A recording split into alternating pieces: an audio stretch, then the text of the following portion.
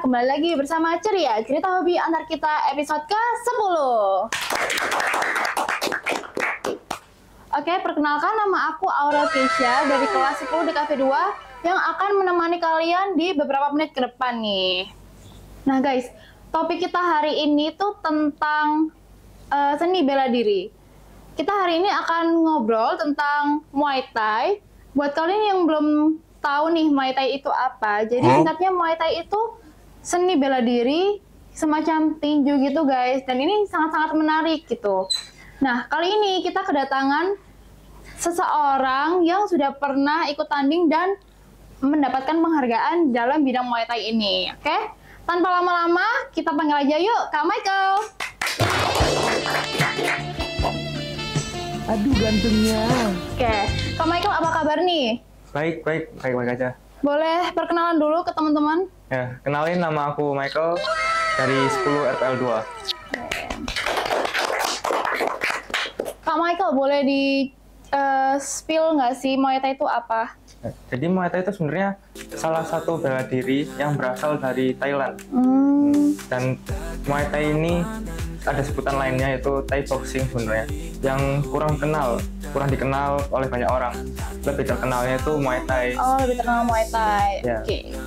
Kayaknya topik hari ini bakal seru banget ya guys, jadi stay tune ya guys. Cerita hobi antar kita berbagi hari, mencari inspirasi terang, jadikan dunia. Awal kakak ikut Muay Thai ini gara-gara apa? Atau memang dari kecil tuh sudah ikut Muay Thai atau baru-baru ini aja? Kalau aku pribadi, aku tuh baru ikut Muay Thai di kelas 10 ini sih. Dan aku tertarik dikarenakan pada saat aku daftar ke sekolah ini, ternyata ada ekstra Muay Thai yang tuh menarik banget buatku, karena di sekitaran sekolah-sekolah dekat Sidoarjo sini itu kayaknya sepengetahuan Jarang gitu aku ya? nggak ada deh. Jarang banget ya Iya. Muay Thai itu. Sangat jarang banget. Gitu. Terus menurut kakak nih, apa bedanya Muay Thai sama bela diri yang lain? Kalau bedanya Muay Thai sama bela diri yang lain, menurut aku itu kayak misalkan dari boxing nih. Boxing itu kan hanya main tangan tuh. Iya. Kalau di Muay Thai itu kita menggunakan hampir seluruh tubuh. Jadi kayak dari tangan, kaki, lutut, sikut itu disahkan semua. Berarti pakai semua tubuh tuh boleh ya? Iya, peraturannya lebih bebas lah. Jadi minim pressure gitu guys, Muay Thai itu. Pasti kakak tuh punya kan idola dalam dunia Muay Thai ini, kayak yang jadi role model kakak nih dalam Muay Thai. Kalau boleh tahu siapa kak? Pastilah, kalau idola pasti punya. Aku punya idola itu namanya KKJ. Kenalnya dari Beyond Combat sih. Jadi menurut aku dia hebat banget lah, karena dia itu tipe petarung yang ganas banget. Oh ganas. Mungkin kan petarung kan beda-beda ya stylenya, cara bermainnya berbeda-beda. Kalau KKJ ini tuh aku suka karena dia itu mainnya kayak terabas saja terus gitu, maju terus gitu. Mentalnya ada banget ya. Iya. Oke. Terus kira-kira nih kak, combat di Indonesia kayak gini tuh memungkinkan belum ya buat kedepannya? Karena kan seperti yang kita tahu nih, di Indonesia sekarang udah banyak banget siaran combat yang menyita atensi masyarakat gitu. Ya, kalau misal dari acara-acara atau event-event yang ada, itu sebenarnya udah bagus banget. Terutama karena kemarin munculnya Beyond Combat dan HSS yang memperbesar combat sport ini secara signifikan gitu. Jadi banyak promotor-promotor lainnya itu yang yakin dan percaya buat naruh uang mereka itu buat ngebangun combat sport ini. Investasi gitu ya? Iya, karena mereka ngelihat bahwa ada potensi nih buat acara-acara combat sport di Indonesia.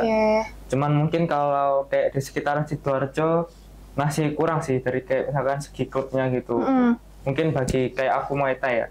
Karena bagi aku yang awam itu kayak susah banget buat nyari informasi di mana klub-klub yang ada dan yang bagus gitu. Iya sih, emang aku sendiri pun jarang banget lihat klub Muay Thai yang ada di Sidoarjo. Ataupun mungkin ekstra gitu di sekolah tuh memang jarang ada Muay Thai jarang ya. Banget. Aku baru tahu di sini ada. Iya, aku juga baru nemu di sini sih. Oke, BTW Kak, kita kan udah ngobrol lumayan panjang nih. Kakak pengen ngemil-ngemil gitu nggak sih? Iya sih, rasanya kayak pengen ngemil banget. Kalau kakaknya gimana? Sama, aku juga pengen. Kebetulan di depan kita ada nih cemilan yang crunchy-crunchy gitu.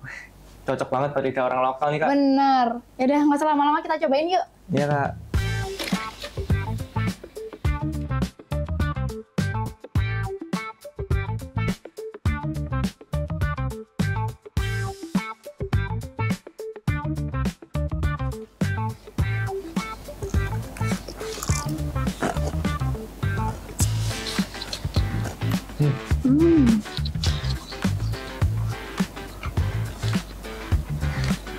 Enak banget sih Kak. Bener banget kan, ini enak banget. Padahal ini murah loh, cuman gocengan aja gitu. Oh ya, harganya cuma gocengan aja tuh Kak. Kayak 5.000, 7.000 gitu. Rasanya kriuk banget sih Kak. Bener, ini tuh belinya di kedai langganan kita, namanya Kedai Gocengan, yang harganya tuh memang murah-murah Kak. Oh. Tapi rasanya memang enak dan sangat-sangat worth it buat kita yang pelajar gitu. Mantap banget sih Kak. Pengen yang enak-enak, Kedai Gocengan aja. Oke. Next, apa yang bikin kakak tuh tertarik sama Muay Thai? Karena kan dari sekian banyaknya ilmu bela diri ya kak, kenapa kok kakak milih Muay Thai nih? Ya, karena saya tuh suka bela diri itu yang peraturan saat tandingnya itu lumayan bebas sih kak. Dan kebetulan juga di SMK Antartika ini tuh adanya seperti Muay Thai, Karate, dan Taekwondo gitu kak. Dan menurut saya yang paling bebas sama Muay Thai kak. Karena kayak saya nyoba Karate juga kurang bisa sih kak.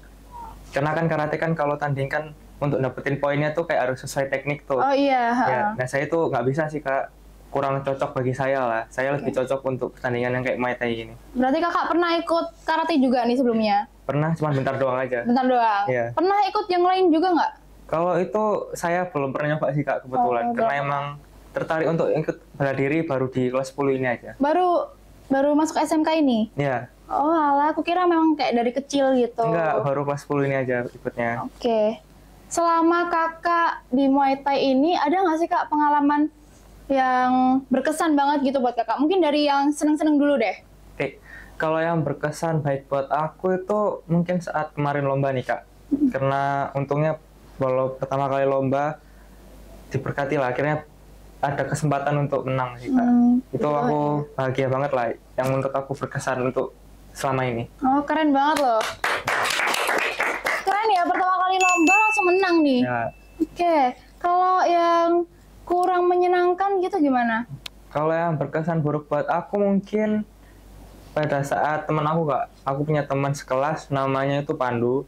Dan mungkin dia kurang beruntung ya kak. Kenapa tuh? Tangannya tuh patah pada saat lomba kak. Oh alah, kenapa kok bisa patah? Nah, jadi itu kenapa bisa patahnya? Karena pada saat dia tanding itu dia terlalu menggebu-gebu sih kak.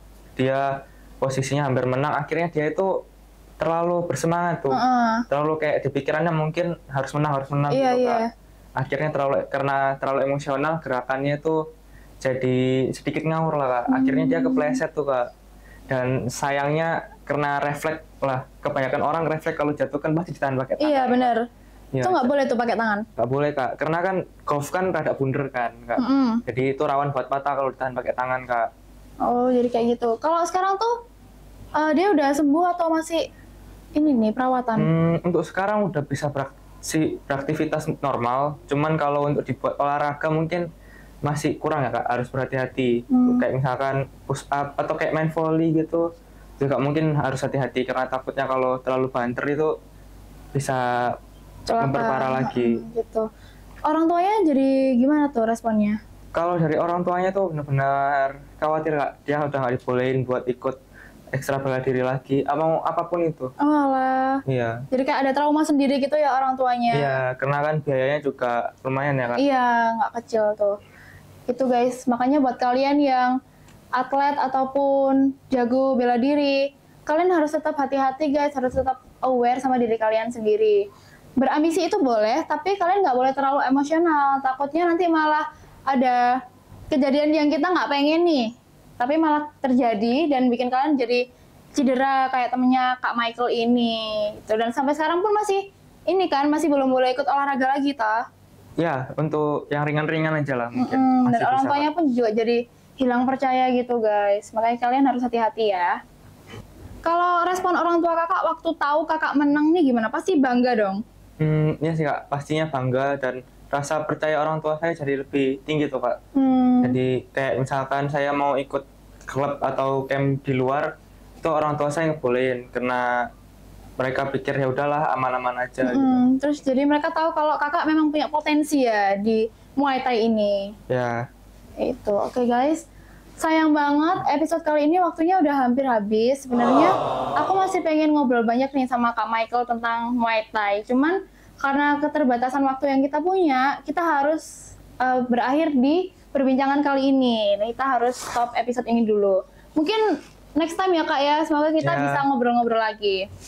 Terima kasih guys buat kalian yang udah nonton episode ini dari akhir. Yuk kita kasih applause buat diri kita sendiri. Thank you ya guys sudah nonton video kita dan episode kali ini. Jangan lupa selalu support kita dengan cara like, comment, share, and subscribe ya guys. Jangan lupa juga tunggu episode kita di selanjutnya ya guys. Terus jangan lupa ceria bersama kita. Ceria! Cerita hobi antar kita.